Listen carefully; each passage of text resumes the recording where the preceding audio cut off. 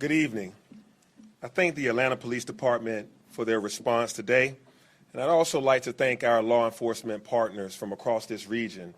As you see standing behind me and with me today are the police chief of Cobb County, as well as the Fulton County Sheriff, as well as our APD police chief, as well as our fire rescue chief, Chief Smith. I want to thank also our local college police offices and also our Atlanta Public Schools Police Office, as well as neighboring jurisdictions, the state of Georgia, and the federal government that has all chipped in on this support today. We also had strong coordination with our fire and rescue and emergency medical personnel. And last but not least, we must thank our E911 operators who spent the day fielding calls as we tracked this suspect. I am pleased to share with you that thanks to our strong partnership with Cobb County Police Department, law enforcement have taken the suspect into custody. Thanks to the highly trained police officers across our region, we are able to bring this suspect into custody without further harm. He will be charged and stand trial for his crimes. Not only did law enforcement bring this man into custody, they also kept our community safe during an enormously tense afternoon and evening. I want to thank our citizens for keeping calm, staying in place, and for providing critical information to law enforcement throughout the day. Now I'm going to turn it over to law enforcement to share an update, and I'll return to share a few additional remarks later. Now I'll turn it over to APD Police Chief Darren Shearbaum. Thank you, Mayor. I want to thank the members of the press for being here this evening. You all have played an important role today as we kept citizens both in Atlanta and Cobb County informed, asked for their assistance as we sought the apprehension of this very dangerous perpetrator. And thank you for returning tonight to again update those of our various communities. The mayor spoke today of a capable, competent, and brave response by the first responder network that served not only this city but this region. And I just want the men and women of the Atlanta Police Department to know, those that are in our 911 center, our first responding officers, our tactical teams, our investigators, how proud, yet again, I am of you of the work that you have done today on behalf of this city. And in the most dire of circumstances, you have shown what you do daily for the men and women that call this city home and those that visit here. But if you look closely on the earliest views from the crime scene, you saw not only the Atlanta Police Department responding, you saw a network of officers representing multiple agencies who have trained for this various outcome, Mr. Mayor, over and over again, that a day that this tragedy should befall the city that we would be ready. And I stand here today to tell you that the first responder network was there today for their city. The Sheriff of Fulton County, Sheriff Labatt, the Georgia State Patrol, the MARTA Police Department, Georgia Tech Police Department, Georgia State University, marshals, they were all on scene quickly, executing their active shooter protocol to stop this situation. And then very shortly we were joined by the GBI, the FBI, the Secret Service, as well as the United States Marshal Service as we sought to bring this person into custody. And that investigation soon showed us that this perpetrator had left the city and remained a threat elsewhere. And Sheriff Van Hooser, I just want you to know that we are a grateful city tonight for your partnership and the efforts of your law enforcement agency to take this individual into custody. And then this morning, we celebrated the bravery of Atlanta Fire Rescue, not far from here as for their annual commemoration of Firefighters Day. And to see the paramedics and firefighters, when we did not know where the shooter was, that could easily have still been in the building, around the corner, to see our firefighters dismount their trucks and Chief Smith go into that situation. But it wasn't the first time I've seen that, Chief, because we had seen that in training over and over again. And today, when it was necessary to save lives, we were very proud to see you a strong partnership as we moved into that dangerous situation, and thank you. At this time, I'm going to ask our Deputy Chief of Criminal Investigations, Charles Hampton, to come forward to recap what has transpired today, what we have learned from the investigation, and then Chief Van Hooser will come forward to outline how his department led to the capture of this perpetrator today. Chief.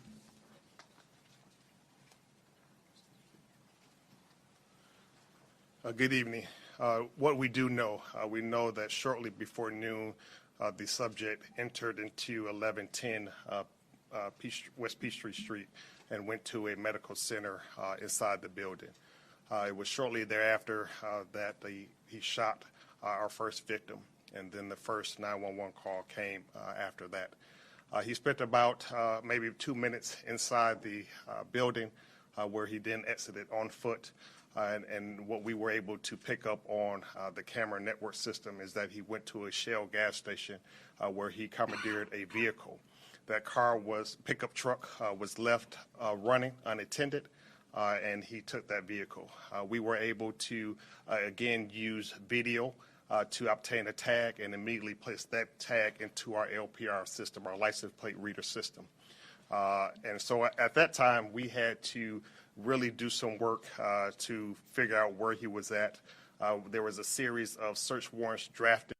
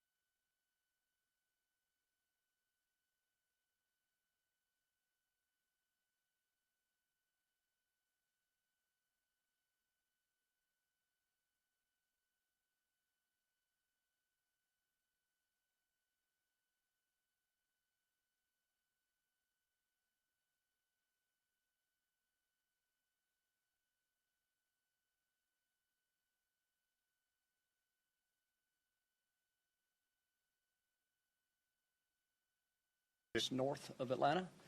And first of all, I want to very much express our collective condolences to the families involved, and know that me personally, and I'm sure collectively from all of those who were involved in today's incident, that our prayers and thoughts are with the families that have been affected by this. Of course, we saw what was going on the news. We had heard through our networks of what was going on in Atlanta. When we discovered that the individual had last been identified on a flock LPR camera in our jurisdiction, of course, we sent officers to that area and set up, not so much a perimeter, but we began to look for the vehicle. And I will be honest with you. First of all, let me apologize in advance.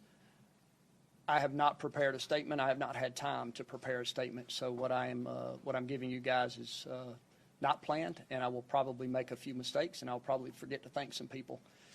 But what I can tell you is this: these are massively complex investigations, and information comes in so quickly, and it is so confusing and so contradicting that we find that we are often trying to go 3 or 4 different places very quickly, each seeming to be the suspect. And so that was what was happening today. We had, it was a fairly chaotic scene. We were being called to various locations in that area about what appeared to be legitimate sightings of this individual. And there was some fear, of course, in the citizens in that area, of course. So our officers were responding to those calls, and I will say this: if you rewind the hand of time 4 years, we probably would not be where we are today right now. Technology played a huge role, but technology doesn't do any good without people who are determined to capture an individual that would do something like this. And today we saw where those two things came together in an amazing way. Nobody went home today. Everybody stayed. We have a fairly new real-time crime center by a local company named Fusus. Flock is a fairly new company. It's a local company as well.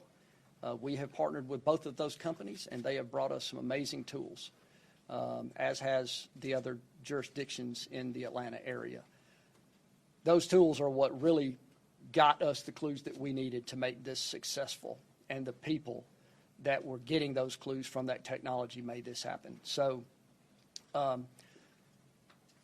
we had a lot of clues, enough clues from both our real-time crime center and Flock to have a pretty good instinct on the calls that were coming in.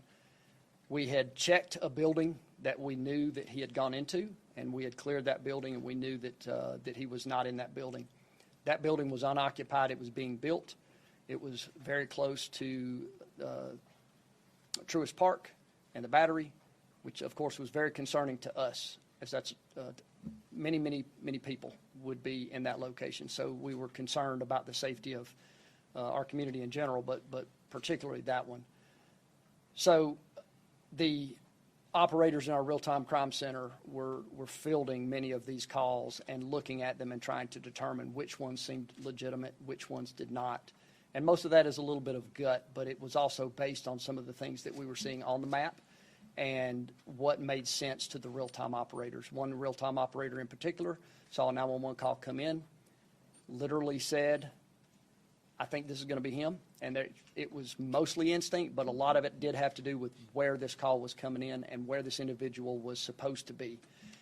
That real-time operator communicated with the 911 operator that was in the command center with us, and we prioritized that call on the radio, and we had some officers, both undercover and uniformed officers. I believe, if I have my facts correct, that an undercover officer was the one that originally saw and confronted this individual and was able to then have backup from uniform officers that came in and took him into custody without incident. I would forget, and I will forget, some of the people and organizations to thank, but I can reiterate what Mayor Dickens and Chief Shearbaum said, and there's no reason to really go back into all of it, but I can tell you that it does not work without a cooperative community, a community that backs up the police, that allows the police to take risks and try to take violent people into custody. We have a very, very supportive community in Cobb County, a very supportive elected official group, and very supportive leadership, and that's very, very important for us. We had great community members who were calling us and giving us information. We have a 911 center who has shared their data with us. We have a DOT that gave us information and access to cameras that we did not have previously, and those cameras proved extremely helpful today. That is where we got the precise location of the building that he walked into. So the amazing cooperation between many that you would not really consider a public safety agency, like the Department of Transportation, and all the public safety agencies in Cobb County, the cities. GSP helped us with Overwatch and with a helicopter. It's just you can't really thank people without missing someone. But hats off to everybody who was involved in this and all of the foundation of the technology that was laid.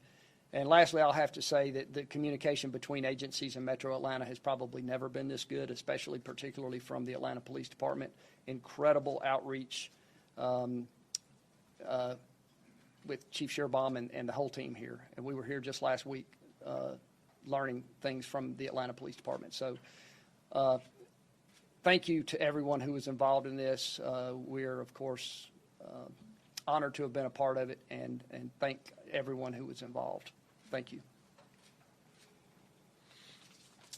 Thank you very much, Chief. Thank you, Chief. And thank you again to all of our partners here in law enforcement for their cooperation and professional work today. As you can see, this is a group project. This took multiple jurisdictions working together, highly trained officers who not only found this suspect, but brought him into custody to stand trial. So thanks to the professional and trained law enforcement in our region, this is an instance where justice is the case of the day. But that doesn't change the fact that one woman died, and there are 4 more in the hospital just a few blocks away from here, fighting for their lives. And I want to thank Grady Hospital, the care that they've given immediately to those 4 individuals. Those 4 women are now on the mend, and that's because of the outstanding work by our trauma center and those medical professionals at Grady. So we need to talk about the shooting that happened today. This was a horrible act of gun violence, but equally horrifying is that we know that this is not unique in our country. In 2023 alone, there have been nearly 200 reported instances of mass shootings in America. We have taken extraordinary measures in Atlanta to bring down violent crime in this city. We've enhanced our policing. We've invested in non-policing activities that make our city safer.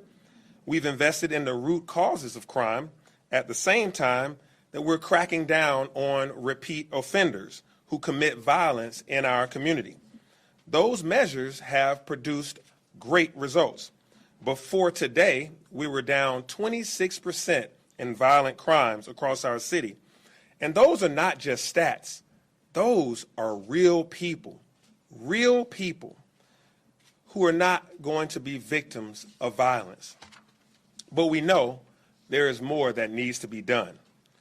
But what more can we do as a city? What more can we do as a community, as a state, or as a nation? We have a national epidemic on gun violence in America, and we have a serious problem with how we are treating mental health in this nation. One thing we know is that it doesn't have to be this way.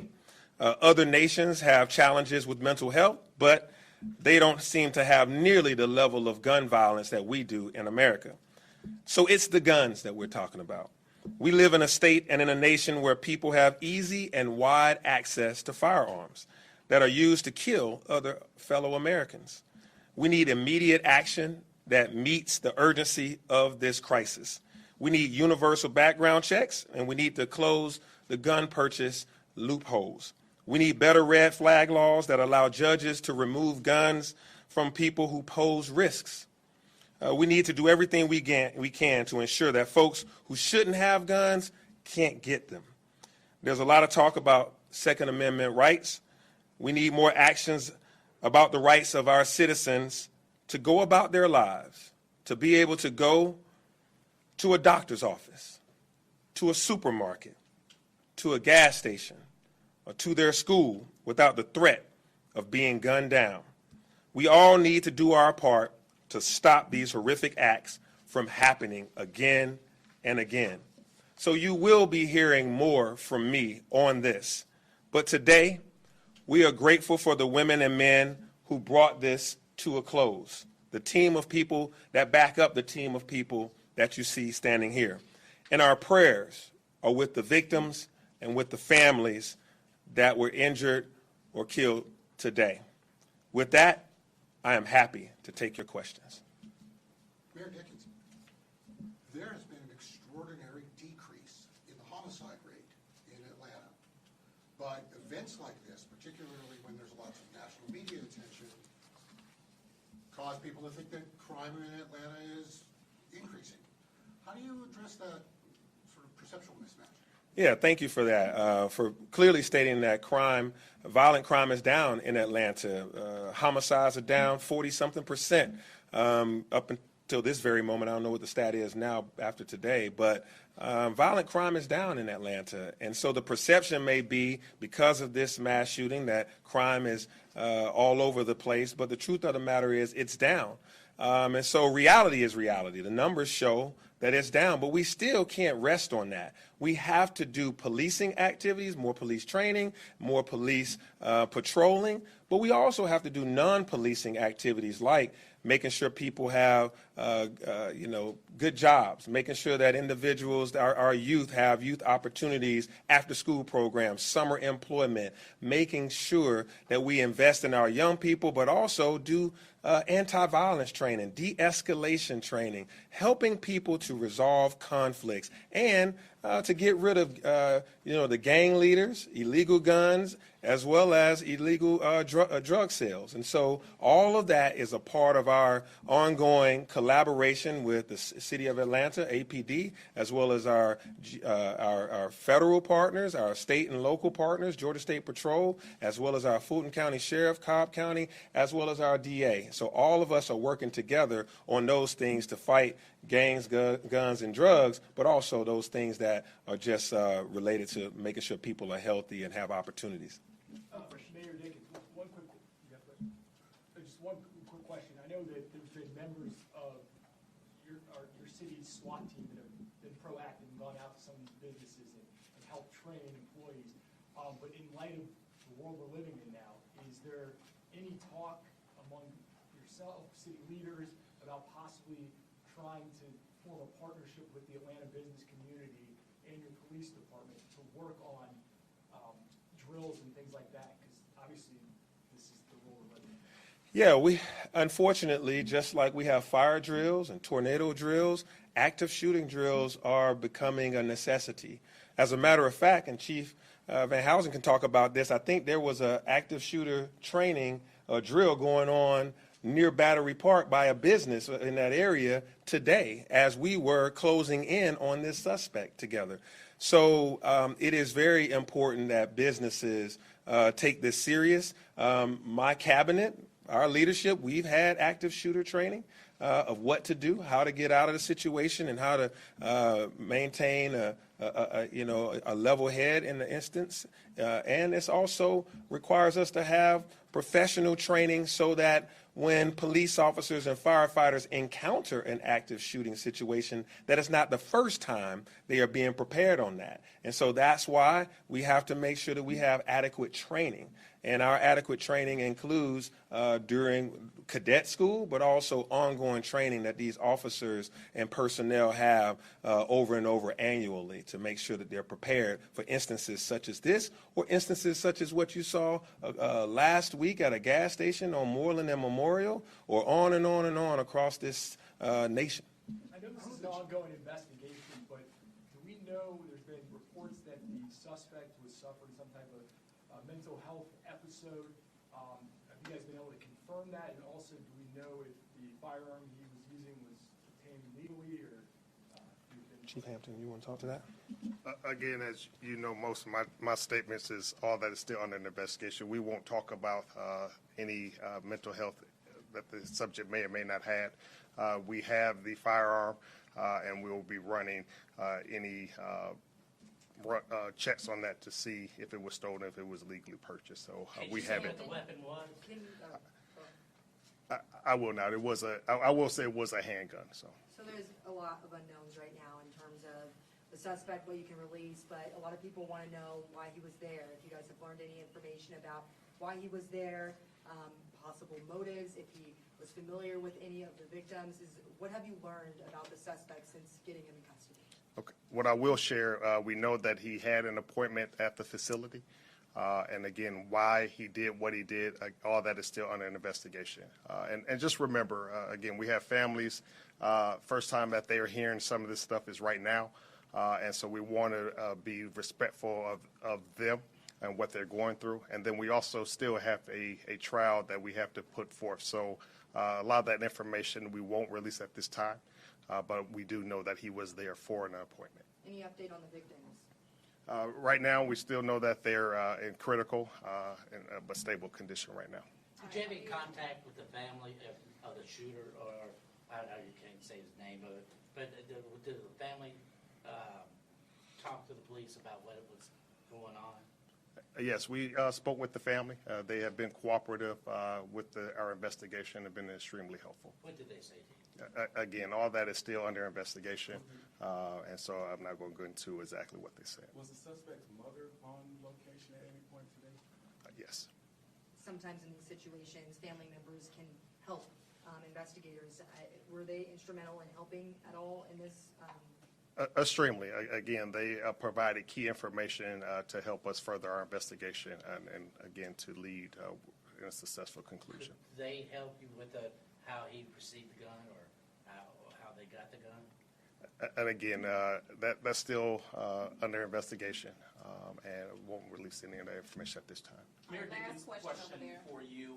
For many people in Atlanta who we talk to, this has kind of put a fear in their hearts. What does tomorrow look like? What is moving forward for the city? What's going to look like? Yeah, so right now we've had a successful end to a traumatic day. And today is a day that we can go home and rest easy, that the individual that caused harm in our community is under arrest thanks to this great partnership with Cobb County, Fulton County, City of Atlanta, Georgia State Patrol, and all of these great partners. So I hope that the city, the region rests easy, that he's in custody, but I also hope that we stay vigilant to continue to look at a future where individuals that shouldn't have a gun in possession won't have one, and also that individuals will be brought to justice, and also that we deal with these things that are mental health or easy access to guns. And so tonight, I hope that we rest easier knowing that he is in custody, and this all happened all in one day, from being around noon, and then before the sun was set, he was in handcuffs with Cobb County, and he'll be brought to Fulton County to stand trial. And he's alive to be able to stand trial, and that shows the professionalism and the great training of all law enforcement in this region. Thank you all. Oh, yeah, good. Yes, Madam DA is here, who will be the one that will make sure that this individual stands trial in accordance with the statutes of our laws. Thank you, Madam DA, for being here. Did you want to make any comments? Well, thank you, Madam DA, and thank you all partners, Cobb County, Fulton County Sheriff, of course, Atlanta Police Department, Chief Shearbaum, and Atlanta Fire Rescue Department. Thank you all. Oh, and of course, Grady.